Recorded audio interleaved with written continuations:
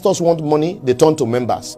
But members want money, they are told to turn to God. Wise up, brethren, God is not after your money, but your salvation. For these pastors have fleeced more people of their hard-earned money and made more people poor and depressed than they have actually saved people. Beware of false prophets who come to you in sheep clothing, but inwardly are ravaging wolves. That's what the Bible says. What God cannot do does not exist. And a lie. There are billions of things God cannot do. God gave you a brain, he cannot do the thinking for you. For most of them, religion is nothing more than a substitute for malfunctioning brain. So that's why they remove your ability to do critical thinking and create fear around you, then send miracle to you. It is the nature of all false prophets to create a conscience where there is none and to cause conscience to disappear where it does exist. As our pastors are the one now destroying Christianity. It is not in doubt that religion is the opium of the masses, and a lot of false prophets have taken advantage of this to deceiving unsuspecting followers for their own benefit. In Nigeria today, Ditto Africa, magicians have taken over the house of God and they parade themselves as prophet of God, while in actual sense, these people are all prophets of Baal. To them, Christianity starts and ends with giving, as they steal in the name of the Lord. The bigger your problem, the bigger you are told to donate. Challenge God and see if he will not offload his blessings upon you, they say. Yet, you never even feel challenge common government when they steal your money every day, but they tell you to challenge God. You believe them, you believe you can believe anything. Wise up on a scam.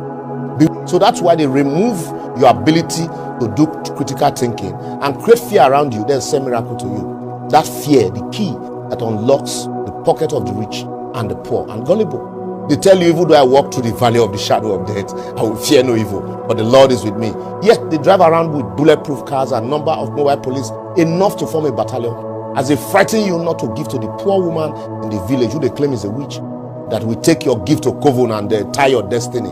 So rather bring it to the church so that the pastor will lay hand on it and before he gives it away. All on a job. That's 419 mentality. They would raise sword against anyone that preaches against tithe and offering, or first fruit, or taxes that they collect, even if that person is a true Christian or one of them. That's why everything to them starts and ends with donation. Let 20 people come out to give 1 million naira.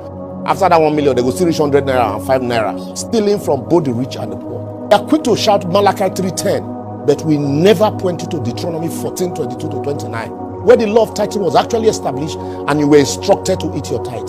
That is why they celebrate the fraudulent, the corrupt, the wealthy than the meek and the righteous.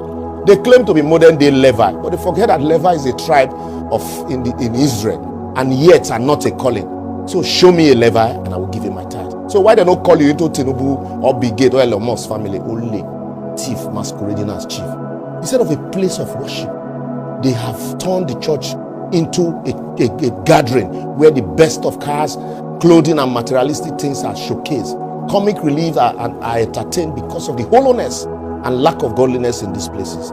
My God is not a poor God. No wonder more people are now questioning the existence of God, as they say, if his so-called messengers can be this carnal without repercussion, what then is the need?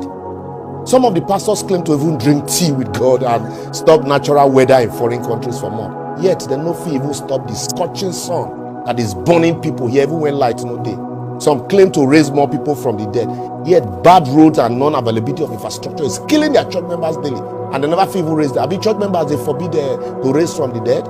Others claim to hold the key to the kingdom, but what their followers do not know is that the key to the vault, when they won't give madam and girlfriends, now they hold, not the key to the kingdom. Some even say they stop a bullet with their hand and drove cars from Lagos to Abuja without fuel. They collect money from you to build schools, yet you can't afford to send your children there because of exorbitant fee. They promise you, they ask you to invest in heaven, but are quickly collecting their return on investment here on earth.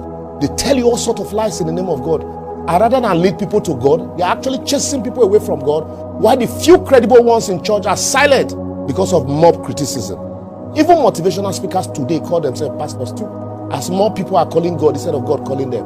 And why they criticize politicians in the afternoon, they go to collect tithe and offering from these same politicians in the night. And why you continue to carry your own cross? I will therefore advocate, until we begin to judge this so-called God of men, masquerading as men of God, so that we also will be judged. We will continue to have charlatans occupy the pulpit until they completely eradicate the gospel and replace it with their own thought. True religious leaders must urgently rise up and speak up if they must salvage the already bad situation.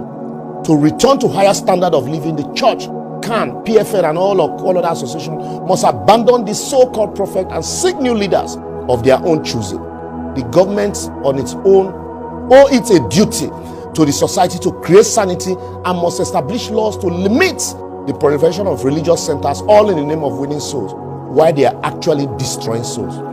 If you like, insult me from now till today. It will not stop me from calling out your pastors.